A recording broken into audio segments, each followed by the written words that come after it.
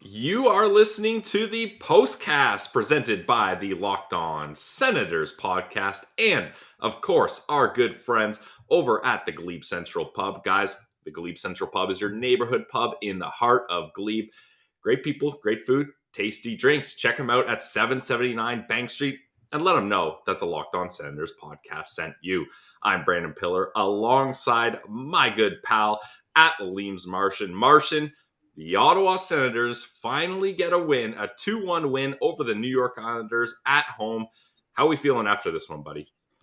Pilsy, we're feeling pretty good. And considering, there's a major storm rolling in here in Ottawa right now, and I'm sure you're seeing a little bit of this snow coming up through Collingwood. Yep. But that's not the storm I'm talking about, baby. I'm talking about Hurricane Ridley. He came in like a rocket ship tonight, and I don't even know. I almost want to jump right into it, Pilsy, but what a debut for the kid here, and a great win for the team too. Yeah, I think there was high expectations for Ridley Greig, and he certainly did not disappoint. But we'll get into that as we always do. Let's go through the scoring summary of this game. Only 3 goals in this game as the Sens win 2-1, but it still was an exciting game nonetheless. And it started off with Claude Giroux, who I mentioned in today's episode, Martian. He has his most points up against any team in the league in the New York Islanders with 70 points up against them. So it's only fitting that he gets things started early. And Eric, yes, positive Pilsy is back, at least for tonight. Pessimistic Pilsy is peeking around the corner with this Ottawa Senators team. But screw the Tankathon. We're not doing a spin tonight. None of that funny business. Ridley Greig is an Ottawa Senator. Hashtag playoffs? Maybe a bit of a stretch there, Eric. But I love the positivity, that's for sure. So, as I was mentioning, Claude Giroux, big-time dominating player up against the New York Islanders. He is a slap shot from the point, and it gets blocked. Pinto whacks at it and goes in. And Martian, I know you had a couple shekels over at our friends at FanDuel at their sportsbook. Check them out, the new sportsbook of the Locked On Podcast Network. You were kind of convinced that should have been Giroux's goal. Now, is that just thinking with your wallet, or is that thinking clearly here? Yeah, that was more definitely thinking with my wallet on that one. Okay. I think Pilsy. I mean, I think it's pretty clear that Shane Pinto did get his stick on that one. That Claude Giroux point shot, though, like we know he likes to bounce pucks in, and it did kind of bounce right at that time where Pinto's stick would have made contact. It was hard. I was trying to slow it down just to make sure, like maybe they will change this one, but I think Pinto did end up kind of putting that in on his backhand there and just change it, or give it a little bit more acceleration, I think, just to kind of fool the goalie on that one. So we'll give him credit this time. But yes, I did have $10 on Claude Giroux to score that first goal because I was predicting that little chemistry between him and Ridley Greig tonight. Because I think, Claude was had that little extra gear tonight because I think that he knew his little buddy there that has been watching him his whole career was really excited for this one. So he kind of gave the whole team an extra pop, I think. Yeah, I think you're right. I think Ridley Greig did boost this team that's been in a bit of a slump lately. And the Sens score first for the first time in 5 games. Their last time doing that was up against the Arizona Coyotes. So it's nice that they don't have to chase things here, Martian, as they get the 1-0 lead. And that, technically was a power play goal, but it's just seconds after the power play ends. That unit's still out there. So you love to see that from the Ottawa Senators. And that's how the first period ends. But it almost didn't end 1-0 Martian, as JG Pajot was milliseconds off from tying this one up. I could tell right away it was too late, but with the replay, that was pretty close, eh? Yeah, it was closer than it seemed because I was just like, oh, that's classic Pajot, just taking a dirty rat shot a little bit late there. But yeah, it was closer than you thought. It was close enough that nobody got upset for him for taking a shot after the whistle or anything. Yeah, I guess so. So we'll let it pass. We'll let it slide this time, JG. But you're coming up on your term of us giving you passes. I think things are changing around here. Yeah, hopefully things are changing for the better, and they stay positive for the Ottawa Senators as the Islanders, they get a delay of penalty in the second period here, and Ridley Greig, he gets a shot out front. The rebound goes to Claude Giroux, and he shoots it in from the faceoff dot. That makes it 2-0 Ottawa Senators. This was a storybook kind of part of this game, Martian? Like Ridley Greig, we all know the stories. He grew up a Philadelphia Flyers fan. His dad was a scout for them. He loved Claude Giroux. He even He talked about it. bleeds orange, he He said. loves the Flyers. And if you're going to love the Flyers, obviously you're going to love their longtime captain in Giroux. And he said it in his presser before the game a little while ago that was his idol. To play on a line with him is just an absolute treat. Not only does he get to play on a line with him 5-on-5, but on the power play as well. And this is what Ridley Greig does. I think a lot people that haven't been following him in Belleville or in the WHL, or maybe just only had a chance to see him in the World Juniors, he is such a creator of chaos. That's a perfect way to describe him. Whether he's playing physical or what, he had 8 shots on goal in his NHL debut, and one of them leads to a goal. Martian, how are you feeling after that goal? I was so fired up. Yeah, I mean, you said it was very much like, oh, the hockey gods definitely exist. You know, like when you have a younger player playing with a veteran guy who was somebody he looked up to, and they get this opportunity and he takes that shot and gets a primary assist for his first NHL point on his basically, I mean, other than he mentioned Mike Richards as well as another guy who he looked up to, but Flyers legends, and Claude Giroux ends up being the one who scores the goal to finish off his first NHL point. That's some good stuff right there, Pilsy. And that's the kind of positivity we need to cling on to out here.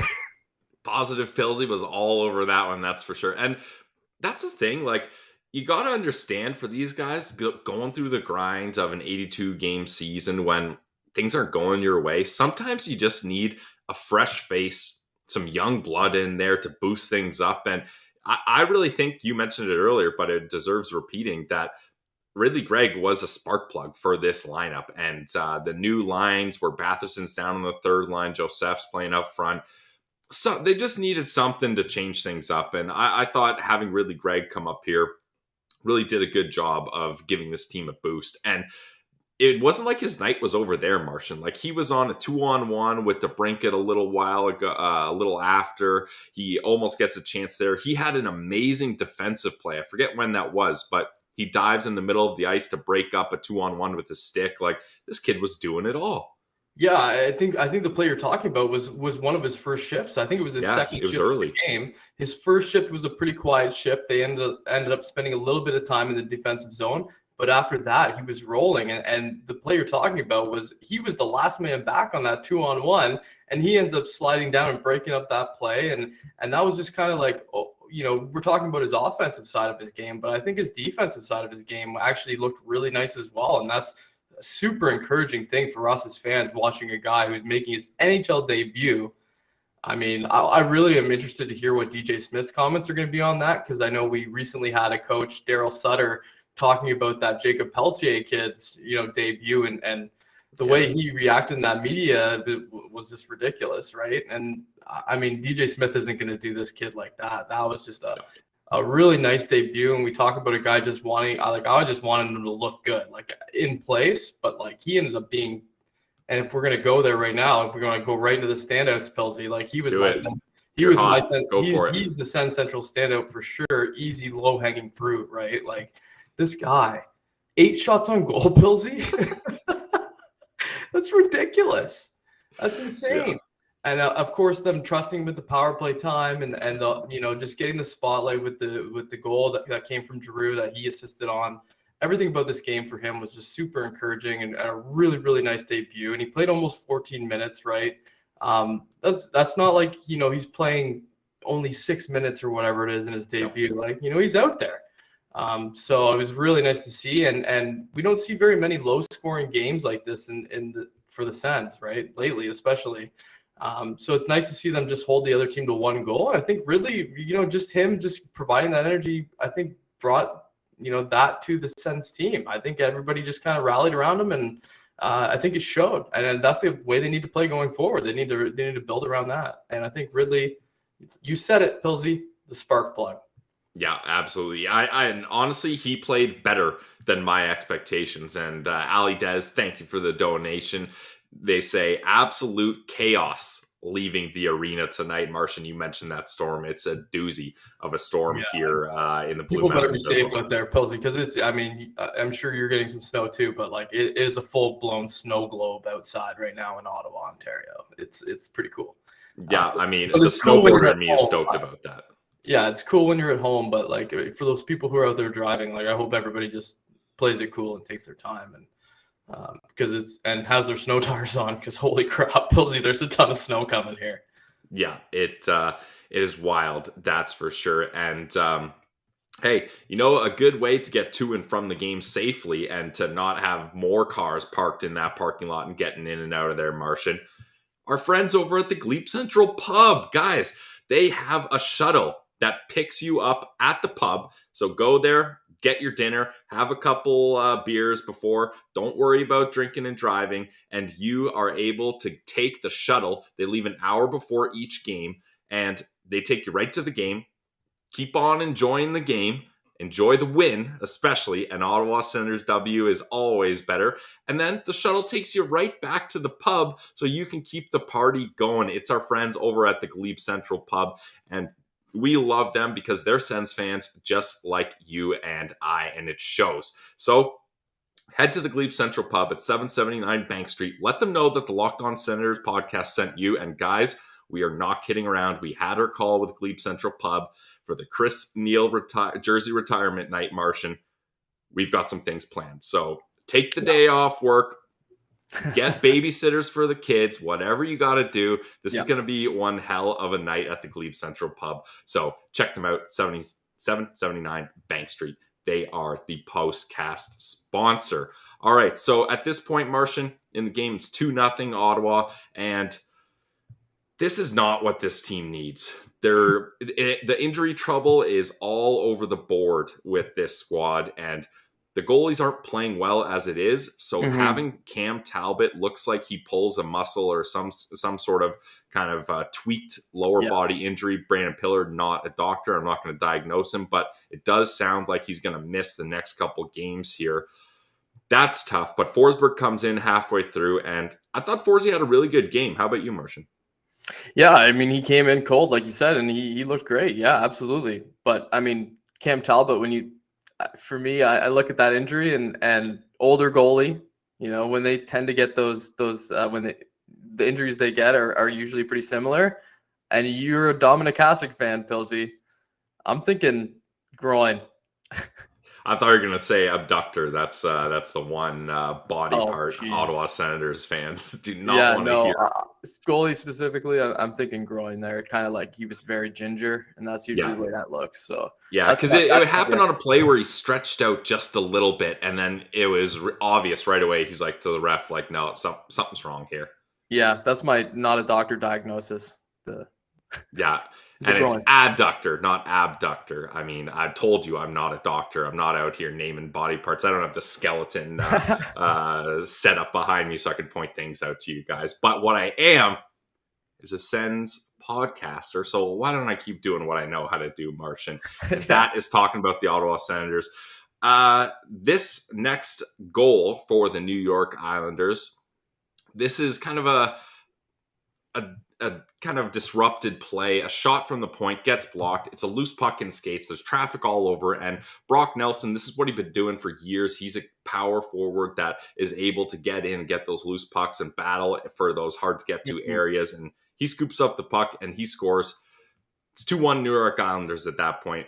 Martian, are you worried about the Sens letting this one slip away, or are you still pretty confident when this goal goes in? No, I wasn't really, and I actually like that goal too. In particular, I didn't think it was really anybody specific's fault. I think if you're gonna look at one guy, maybe DeBrincat got a little bit lost in his own end there, like kind of did a full 360 looking for a man, and then it kind of happened. But I really that was just a great pickup of the puck by Brock Nelson, and he kind of scooted over through the traffic, like you said, and was able to put that home, and that's just a good veteran move. But no, I wasn't too worried. They were just playing so solid, I think. And you can tell when this team is having an on night and an off night. I feel like if you watch them enough, you kind of can get a very good sense for what they're able to do on that particular night. And this night, I felt pretty good all the way through. One thing no Sens fan felt good about was that Austin Watson fight. Martian, we've seen Austin Watson have some tough tilts, but that's got to be the worst fight of his entire NHL career, right?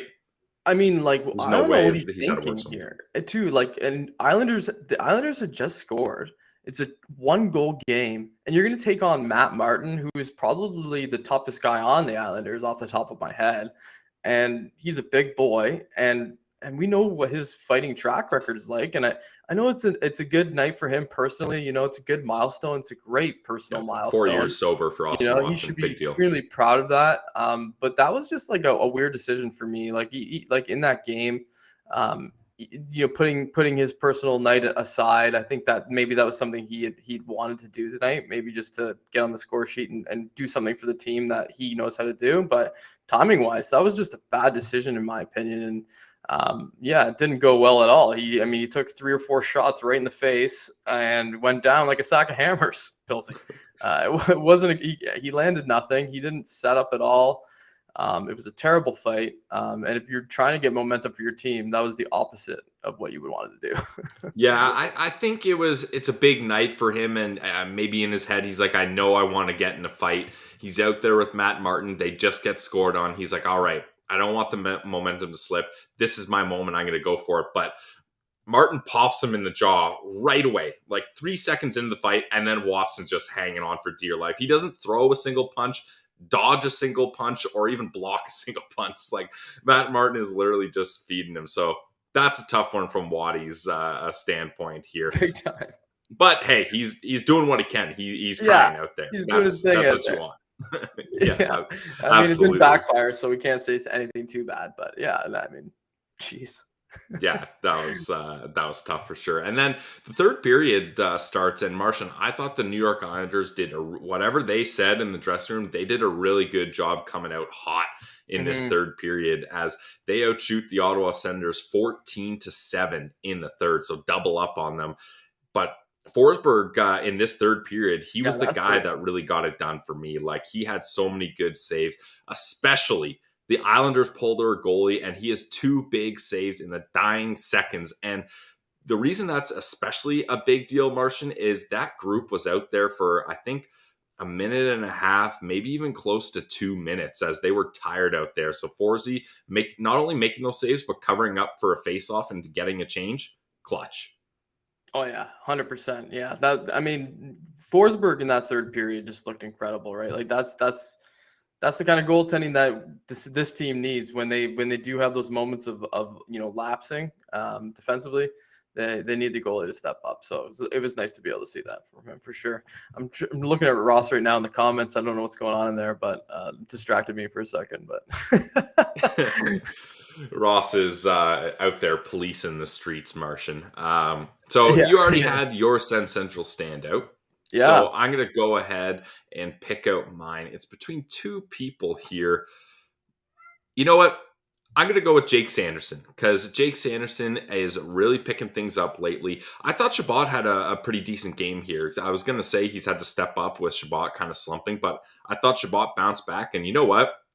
I didn't love this going into this game, but I thought that Chabot Holden pair actually did all right. Now, is that sustainable going forward? I want to see Holden's time on ice here. 19 minutes, so not insane there. That's something you can manage. Is it sustainable moving forward? Maybe not, but it looked good tonight. I mean, Holden kind of embraced that role. I feel like he really, I felt like, actually, now that I'm thinking of it, he had a really good game, I think, for him. And, he had that one play where he drove to the net with it and was confident with the puck. Maybe he just was like, oh, I get to play with the best defenseman on the team for once. Like, maybe I take advantage of this. So it was good to see Holden, giving that extra effort, because I feel like he was another one of those guys who stepped up tonight with a different role. Yeah, I mean, it takes a whole team to get a win, especially a gutsy 2-1 win up against the Islanders. And Sens fans in Van, thank you for the donation.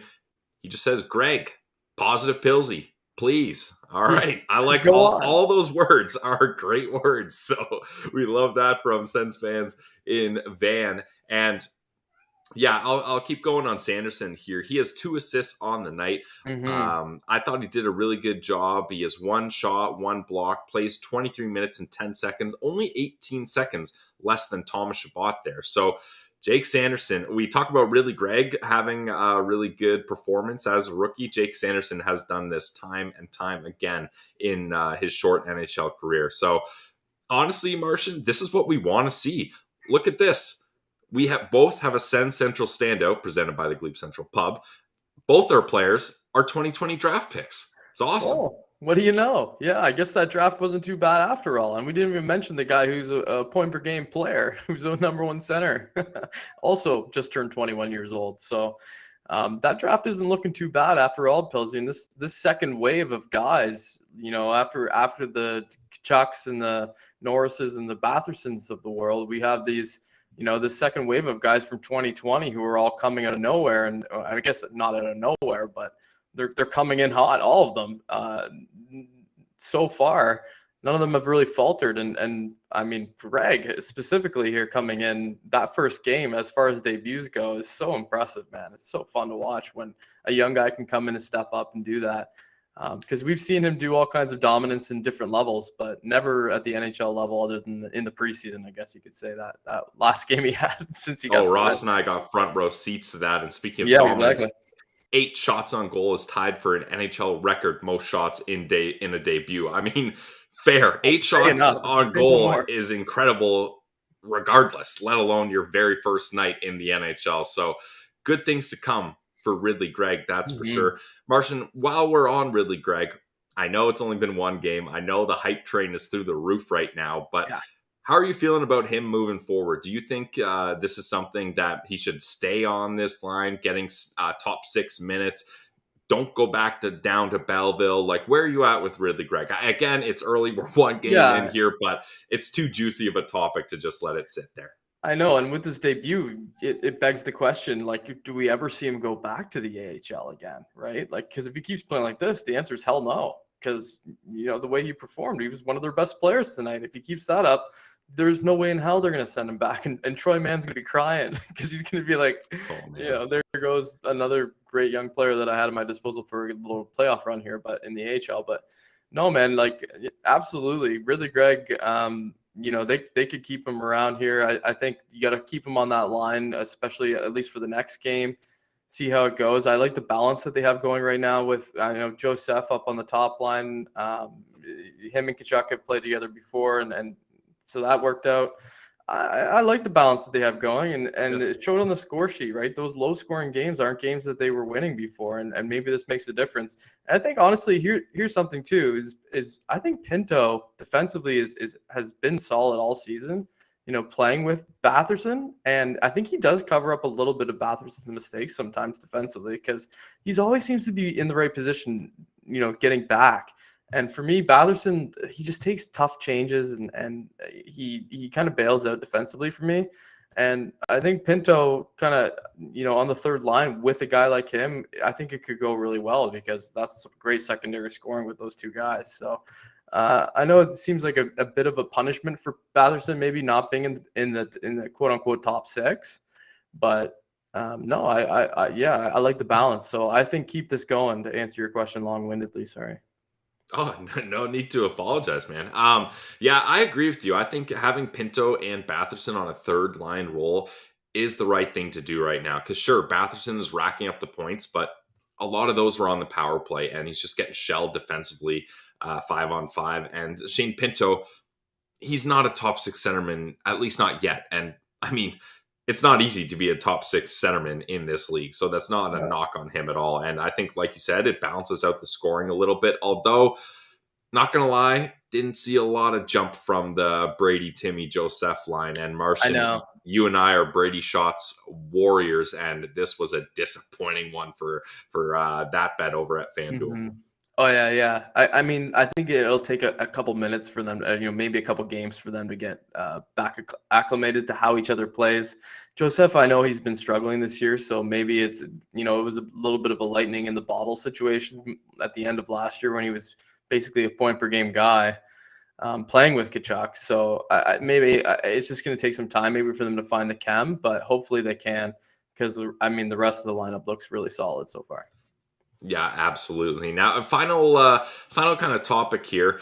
Yes, the Ottawa Senators do win 2-1, but the Talbot injury cannot be overlooked here, Martian. I know this season's kind of a lost season, so it's not as detrimental as if you're in a wild card race here. But the problem is, and the Ottawa Senators, it doesn't matter what they do, Martian, every year they have goaltending issues. Like we've already seen a Magnus Hellberg waiver wire insurance pickup here, and they might be in that position again because Cam Talbot's going to miss the next 3 games, it sounds like. And the issue is Mad Sogard is also injured, and I'm not sure what's up with Antoine Bibeau. I don't know where he's at. I think, yeah, you got to toss it in there.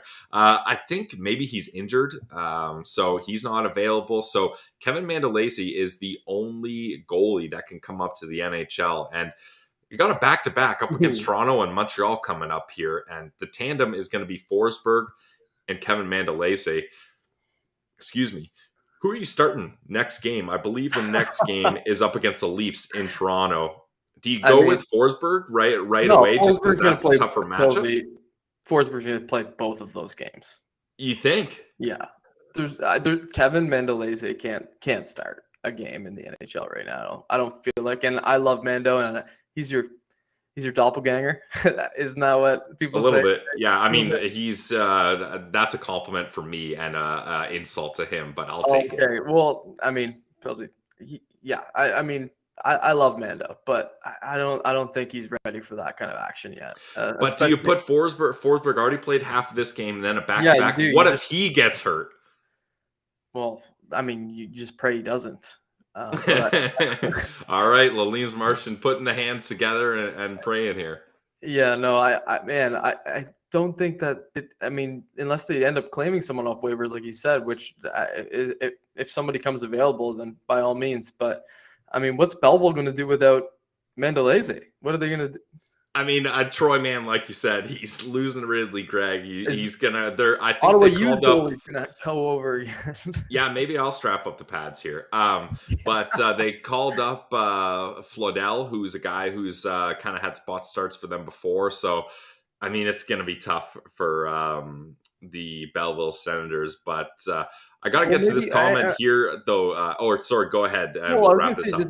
Just maybe Talbot will be okay, right? Like you never know. Let's not say it's going to be a long-term thing yet. I don't think it's going to be long-term. No. Yeah, you might have just tweaked something and just not felt right for the night, and then after a few days it could feel better. You never know. So I think it's possible that he could be back in action too. So yeah, I mean, definitely fingers crossed that he has a speedy recovery. And speaking of that, assistant coach for the Ottawa Senators, battling with ALS right now. And this is a great comment by Steve G. Thanks for the $5 donation. And speaking of donations, he says, LOSP, I will match your ALS donation up to $100. Deal? Steve, we got a deal. Send us the receipt of you making that donation. And make sure we shout it out on the pod.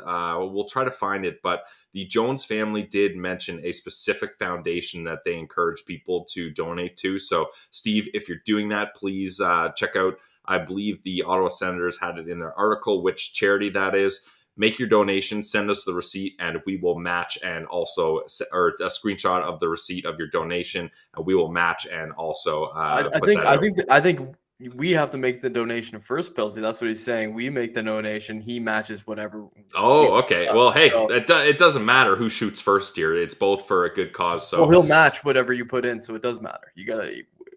We're gonna do 100. Let's do 100. We'll get that done, Steve, and we'll make sure to do that because it is an important cause here, as ALS a very serious thing to deal with, and we wish all the best for Jones and the Jones family for sure. Absolutely. Yeah. That's a terrible disease, man. Yeah, it's tough.